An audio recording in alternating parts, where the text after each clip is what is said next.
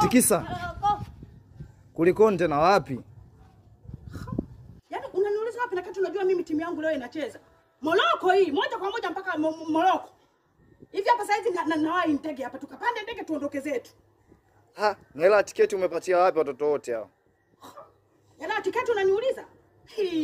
Wewe huna habari. Mimi mwanzo nimechangiwa.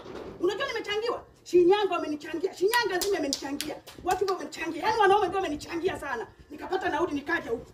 Ha. Kwa umekosa watu wa kuachia watoto kabisa. Hivi wewe, hawa watoto hivi unamwonaga mama gani asiyokuwa na akili anawachaka watoto wake? Hivi unajua mimi sina akili. Mimi na akili zangu ndio maana nabeba na watoto wangu. Hivi kuna ndugu wa kumwachia watoto? Ndugu gani utakayemwachia watoto usawa huu?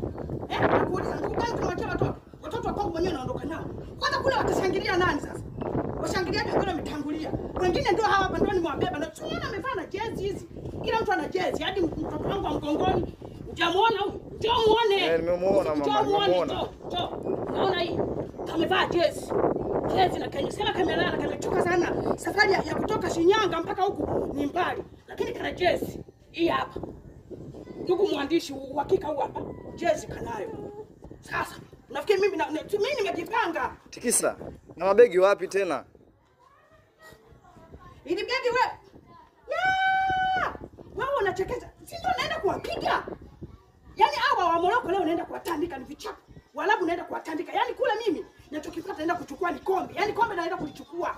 Eti nalichukua, talichukulia huku, lakini uko naenda kuwakilisha tu. Yaani kombe mwaka huu kwanza la kwetu.